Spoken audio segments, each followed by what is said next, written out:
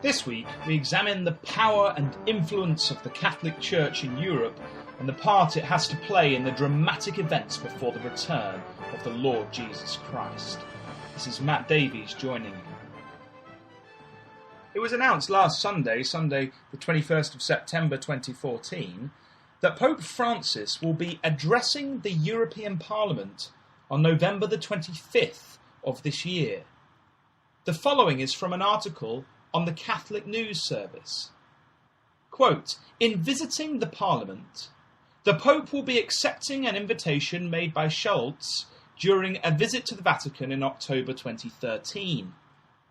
Quote, the decision to come to Strasbourg before visiting any individual EU member state as such gives a strong signal that the Pope supports and encourages the pursuit of European integration and unity," end quote, said a statement by German Cardinal Reinhard Marx of Munich and Freising, President of the European Commission of Bishops. Quote, "We hope that the Holy Father will encourage European parliamentarians in their work and that he will indicate how the fundamental values of the Union, inspired to a large degree by the Christian faith, may shape the Europe of tomorrow," end quote. Consider the power the Pope has here. No other religious leader can address political leaders in this way, and it is significant to remember that many of the European politicians subscribe to the Catholic religion. Now, the Catholic Church has long been behind the gradual unification of Europe in its dream to help re-establish the Holy Roman Empire of old, where it enjoyed a high level of authority and power. It has strived to revive this since it was stripped of its power in the 1800s. It was back in 1975 when, addressing the bishops of Rome, that the then Pope, Pope John Paul IV, clearly stated, quote, "Can it not be said that it is faith, the Christian faith, the Catholic faith, that made Europe? It is there that our mission as bishops of Europe takes a gripping perspective. No other human force in Europe can render the service that is confided to us, promoters of the faith, to reawaken Europe's Christian soul where its unity is rooted," end quote. This sentiment was echoed by John Paul II's successor, Pope Benedict, who quoted and reinforced this statement in a speech held on the 24th of July 2005. And then earlier this year, on the 27th of May, whilst addressing Italian workers, this same papal terminology was again regurgitated by the current Pope, Pope Francis. Quote, "What can we say when faced with the very serious problem of unemployment that affects various European countries? This great challenge requires the involvement of the Christian community as a whole. The first challenge is to revive the roots of faith and of our adhesion to Jesus Christ," end quote. The Catholic Church has long been campaigning for the unification of Europe. This mission is well underway, as we have seen in recent years the gradual unification of European power.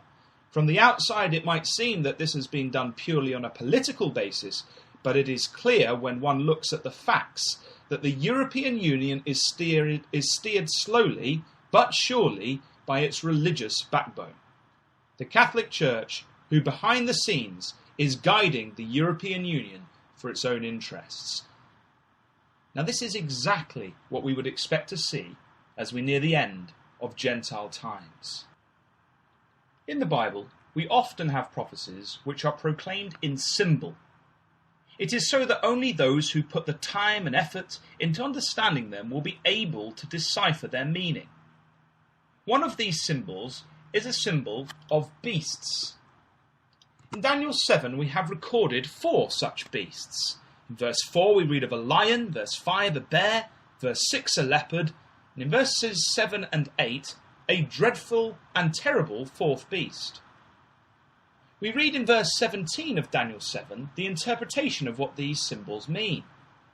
quote, "These great beasts which are four kings or kingships or kingdoms, which shall arise out of the earth," end quote. These four kingdoms then relate to a previous chapter about the kingdom of men in Daniel chapter 2. They represent the kingdom of Babylon as the lion, the kingdom of Medo-Persia in the bear, the kingdom of Greece in the leopard, and the kingdom of Rome in the fourth beast. It is this fourth kingdom which stays on the earth in different guises from the times of the original Roman Empire right up past our day until it is removed by the Lord Jesus Christ when he returns. And this is spoken of in Daniel 7 verse 13. Quote, "I saw in the night visions, and behold, one like the Son of Man came from the clouds of heaven and came to the Ancient of Days, and they brought him near before him, and there was given him dominion and glory and a kingdom, that all people, nations and languages should serve him. His dominion is an everlasting dominion which shall not pass away, and his kingdom that which shall not be destroyed," end quote. This person, termed one like the Son of Man, also has a host of people with him called saints, or called out ones. We read that they are instrumental in taking away the kingdom from the beast in verse 17 and 18. Quote, "These great beasts which are four kings which shall arise out of the earth, but the saints of the Most High shall take the kingdom and possess the kingdom forever, even forever and ever," end quote. It is interesting to note that associated with this fourth beast are 10 horn powers in verse 7, and one of these horn powers is picked out in the prophecy, and we're given a few more details about it. It is a religious power. We read this in verses 20 to 22. "And of the 10 horns that were in his head, and of the other which came up, and before whom 3 fell, even of that horn that had eyes, and a mouth that spake very great things, whose look was more stout than his fellows, I beheld, and the same horn made war with the saints, and prevailed against them, until the Ancient of Days came, and judgment was given to the saints of the Most High, and the time came that the saints possess the kingdom." The beast, then, represents a system or power which exists down through time until Christ returns. Daniel 7 is an overview of this system, but later in the prophecy of Revelation, we are given further details. In Revelation, we find that this great and terrible fourth beast actually goes through various phases. In Revelation chapter 12, we read in verse 13, "And there appeared another wonder in heaven, and behold, a great red dragon, having 7 heads and 10 horns, and 7 crowns upon his heads." We have here then a connection with that beast-like animal, the dragon, which has 10 horns. But this system develops. In chapter 13, we read of 2 further phases.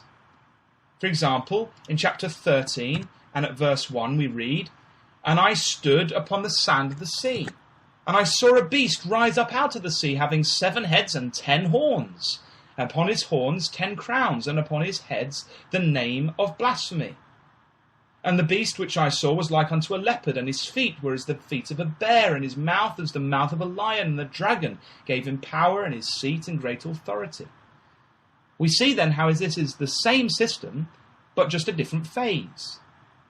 In verse 11, we read of an earth beast, which exercises the same power as the previous sea beast. Again, another phase in its development. Now, sadly, time does not permit a full historical exposition of these various phases. But as an overview, the dragon phase is speaking about the pagan Roman Empire. The sea beast phase is all about the Christian Roman Empire, and then the earth beast phase is a prophecy of the time of the Holy Roman Empire. What is fascinating, though, in the light of recent news, is the final depiction in Revelation of this beast. The details are extraordinary when we consider world events. Now this final phase is given to us in chapter 17, where we read this in verses 3 to 6. So he carried me away in the spirit into the wilderness, and I saw a woman sit upon a scarlet-coloured beast, full of names of blasphemy, having 7 heads and 10 horns. And the woman was arrayed in purple and scarlet colour, and decked with gold and precious stones and pearls, having a golden cup in her hand full of abominations and filthiness of her fornication. And upon her head was a name written, Mystery, Babylon the Great, the mother of harlots and abominations of the earth. And I saw the woman drunken with the blood of the saints and with the blood of the martyrs of Jesus. And when I saw her, I wondered with great admiration. So we have here the connecting characteristic of the 10 horns, showing us this is the same system. And sitting on this beast is a woman who applies herself as a whore. And in the scriptures, a woman represents a community of people. See Ephesians 5:23, John 16:21, and 2 Corinthians 11 verse 2. A whore denotes an unfaithful community, a people who have gone astray from the things of God. See Hosea 1 verse 2, Jeremiah 3 verse 8, and James 4 verse 4. Now this woman is closely related to Babylon. And this takes us back to Genesis 11 and the place where false worship began, Babel. This religious system is riding the beast, the political empire. It is steering the territories of the Roman Empire of old. We read this system which runs the beast is the mother of all harlots, a mother of many apostasies. In verse 6, she is known for her persecution of the true saints. She is a community known for ruthless opposition to the truth of the Bible. By the way, this links, doesn't it, with Daniel chapter 7 and verse 26, with the blasphemous little horn, which speaks great things and persecutes God's true saints. Now in verse 8, we read that this final beast system revives from being almost forgotten on the world stage. In verse 8 we read, The beast that thou sawest was, and is not, and shall ascend out of the bottomless pit and go into perdition, and they that dwell on the earth shall wonder, whose names were not written in the book of life from the foundation of the world, when they behold the beast that was, and is not, and yet is. This beast system then was somehow around before. Then it almost disappeared because it was not, and yet at the time just before Christ returns, it revives and is on the earth alive and well. The final aspect of what we want to consider is what is recorded in verses 12 to 14 of this 17th chapter of Revelation. We read there, And the 10 horns which thou sawest are 10 kings, which have received no kingdom as yet, but receive power as kings 1 hour with the beast. These have one mind, and shall give their power and strength unto the beast. These shall make war with the Lamb, and the Lamb shall overcome them, for he is Lord of lords and King of kings, and they that are with him are called and chosen and faithful. So we can be sure then that this is the final phase of the beast system, because it is this phase which Christ, the Lamb, and those saints which are with him will remove. This is the same prophecy as Daniel chapter 7, just with more detail. We see from these verses that on this final phase, 10 horns appear to be 10 notable kings, or dynasties, or powers, which are on the territories of the beast. And these all pool their resources and powers to receive a kingdom with the beast. So to summarize our expectations then, simply by good Bible reading, just before Christ returns, we should see a force in the world, a political system, the beast, which will revive and be based on the old Roman Empire system. We would expect to see nations giving their economic, military and sovereign control to it and uniting together. We would expect to see a religious woman community which will heavily influence its politics. This is exactly what we see when we consider Europe today. The Pope is calling for this unification. He is making ready to address all the political leaders of Europe on the 25th of November this year. You can be sure he will use this to instill Catholic Church dogma into the leaders, who mostly subscribe to his church. We will see him guiding Europe as a woman riding a beast. And as time goes on, more and more calls for integration are being echoed around the media. For example, The Telegraph on the 22nd of June this year had an article entitled "Italy to push for United States of Europe when it hosts the EU presidency."